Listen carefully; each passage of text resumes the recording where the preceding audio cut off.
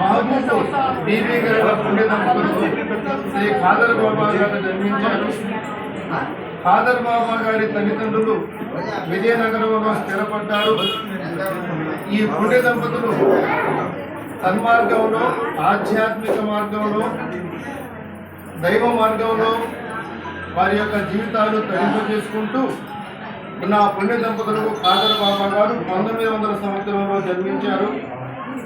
అయితే ఖాదర్ బాబా గారు జన్మించిన తర్వాత పసిప్రాయంలో నేల మీద ప్రాగుతూ ఉన్న సమయంలో ఒక పెద్ద భయంకరమైన త్రాచుపాము ఖాదర్ బాబా గారి మీదకు వస్తూ ఉన్న సమయంలో ఆశ్చర్యకరంగా ఒక గండు పిల్లి ఎక్కడి నుంచో వచ్చి దూకి ఆ త్రాచుపాముని ముక్కరుగా చేసింది.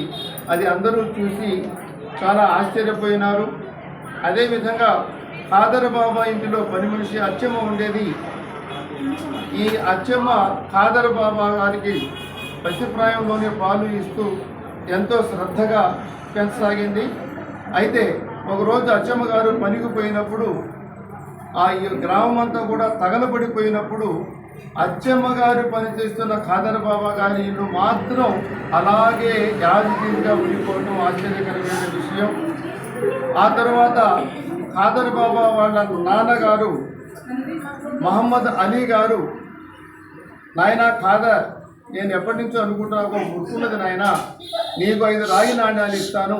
ఈ 5 రాగి నాణ్యాలు తీసుకొని తాజుద్దీన్ బాబా గారి వద్దకు వెళ్ళి ఆయన దర్శనం చేసుకొని 5 ఫకీర్లకి పంచిరా నాయన అని తండ్రి చెప్పినప్పుడు ఖాదర్ బాబా గారు అలాగే అని చెప్పి ఆ 5 రాగి నాణ్యాలు తీసుకొని తాజుద్దీన్ బాబా గారిని దర్శనం చేసుకుంటారు.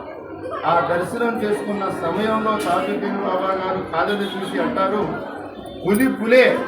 పులి వచ్చినాడురా అని అన్ని వేల మంది భక్తుల సమక్షంలో ఖాదర్ బాబాని మెచ్చుకుంటూ భుజం మీద చేసి దగ్గర తీసుకున్నారు.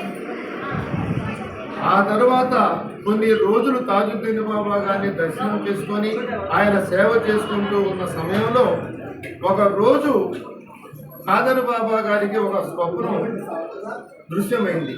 ఆ స్వప్నంలో తాజుద్దీన్ బాబా గారు కనిపించి, నాయనా తాజుద్దీన్, ఇగో 2 పెట్టెలు ఇస్తున్నాను, ఈయన తాళం చేతులు ఇస్తున్నాను, తెరువు నాయన అని సెలవిచ్చారు. ఒక పెట్టి తెరవంగా పెట్టి నిండా పుస్తకాలు ఉన్నాయి. రెండో పెట్టి తెరచి చూస్తే ఆ పెట్టె ఖాళీగా ఉన్నది. నాయన, ఒక పెట్టె నీ ఆధీనం, రెండవ పెట్టె నీవు భర్తీ చేయాలి అని సెలవిచ్చారు. అంటే నా తరువాత నా స్థానాన్ని నీకు ఇస్తున్నాను అని చాలా స్పష్టంగా చెప్పకనే తాజుద్దీన్ బాబా గారు ఖాదర్ బాబా గారితో చెప్పారు. ఇక అప్పటి నుంచి బాబా గారు మాటలు తగ్గించి మౌనముద్రలో ఉండిపోయి ఆధ్యాత్మికంగా యోగముద్రలో ఉండిపోయి చాలా సంవత్సరాలు విజయనగరంలో మెట్ట దగ్గర లక్షలాది మంది భక్తులకి వైద్యుడిగా ఎన్నెన్నో మహిమలు చూపించి ప్రజల్లో మమేకమై ఒక దైవంగా భాసిల్లుతూ వచ్చారు. చివరకు ఖాదర్ బాబా గారు 1961 సంవత్సరం 27వ తేదీన శుక్రవారం పరమపదించడం జరిగింది. అప్పటి నుంచి ప్రతి సంవత్సరం బాబా గారి పుట్టినరోజుని చాలా ఘనంగా జరుపుకుంటూ ఉన్నాం.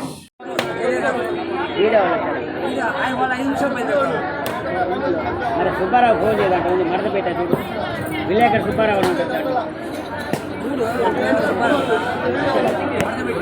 వచ్చాడంట. సుబ్బారావు